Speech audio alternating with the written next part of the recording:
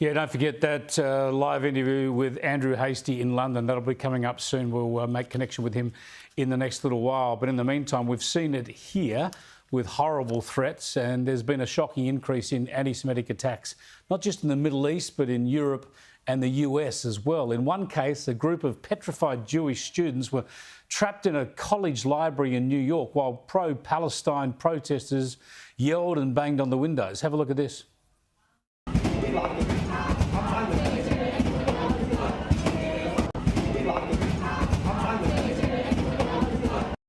Just another instance of shocking, unforgivable stuff that's happening right around the world. I spoke with Kristin Tate earlier, who explained the rising tide of anti-Semitism.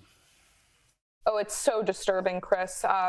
You know, this is what happens when you have a generation of bored, useless, and over-coddled snowflakes who don't believe in God and they want to feel like they are part of something. These are the same young morons who were out on the streets rioting for BLM a couple years ago, and now they are willing to jump on the anti-Semitic bandwagon to riot or just protest in some cases against Israel.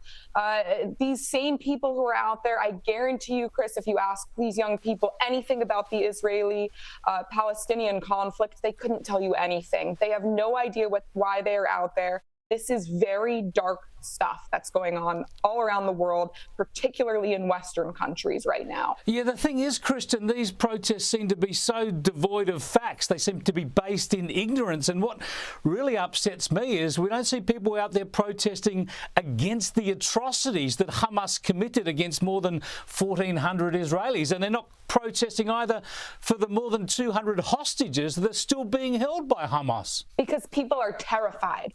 People are so scared to go out there and support the victims in Israel because they know that they will be met with a violent mob that wants to hurt them.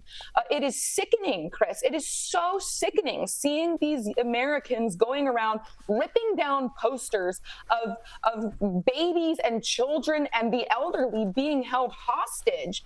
These useful idiots are supporting terrorists, and it should make every American citizen and every good person around the world sick. And I don't support cancel culture. We all know that as conservatives, we don't support cancel culture. But you know what? Good for the corporations who are rescinding job offers from a lot of these college kids who are being outed as supporting Hamas openly. They deserve to have their job offers rescinded and be publicly shamed for their behavior. It is disturbing and sickening. It is indeed. Let's move to the presidential contest, and Mike Pence has withdrawn his candidacy. Let's have a listen to him. Now, I'm leaving this campaign, but let me promise you, I will never leave the fight for conservative values, and I will never stop fighting to elect principled Republican leaders to every office in the land. Yeah, Donald Trump's former vice president out of the race. What does this mean for the contest, Kristin? Well, it means all 6 of his supporters are very devastated to hear that he's dropped out. I mean, he just had no constituency.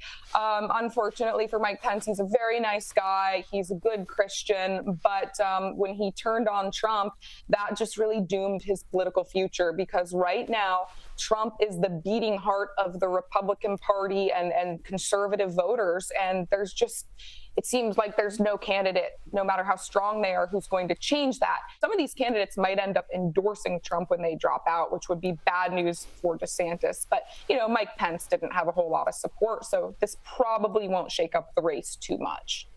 Let's have a look at the other side. And there's this fascinating exchange where Kamala Harris is giving an interview, and she's asked about the fact that if Joe Biden doesn't run again, if he has to withdraw, as people like me are expecting him to do, she was asked why she's not seen as the logical next candidate. Have a look at her intriguing response. Well, first of all, I'm not going to engage in that hypothetical because Joe Biden is very much alive and running for re-election. So but you do know, I mean, that is a concern and a legitimate concern, I would say. I hear from a lot of different people a lot of different things, but let me just tell you, I'm focused on the job. I truly am. Our democracy is on the line, Bill. And I frankly, in my head do not have time for parlor games when we have a president who is running for re-election. That's it. Well, she's just so unconvincing, isn't she, Kristin? Oh, man. Yeah, I mean, I've totally come around to your opinion, Chris, that Joe Biden is going to drop out. Of course, they can't give any hint of that right now because it would make him a very lame duck president. But hey, let's hope she's telling the truth, because I'm a conservative and I would love to have the Republican candidate running against Joe Biden than someone like Gavin Newsom. But Kamala Harris realizes that she has no chance at being the nominee if he drops out. She is politically toxic and so dislikable, and the Democrats are looking for a way to get rid of her and replace her with someone else on the ticket if Joe Biden does refuse to bow out of this race. Hey, speaking of Gavin Newsom, our Prime Minister, our former Prime Minister, when he was running for re-election unsuccessfully at their last election, Scott Morrison, famously tumbled over a young kid in a game of soccer on a campaign event. Let's have a look at Gavin Newsom doing something similar on a basketball court.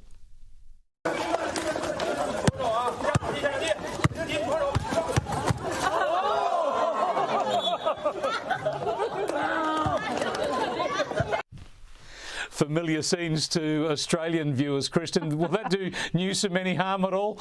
He's so khaki-footed. Probably not. But hey, this is very symbolic to what Gavin Newsom does to the California taxpayer. He pushes him down, knocks him to the floor, and then, acts like, hey, that was no big deal. We're friends, right? But yeah, I don't think this will do anything to harm him. If anything, it kind of makes him look, personable. He kind of hugged the kid. So I don't think this is any big deal, but there is definitely some symbolism there. The symbolism. I thought you'd have a line on it, Kristin. Thanks so much for joining us again. Thank you, as always, Chris.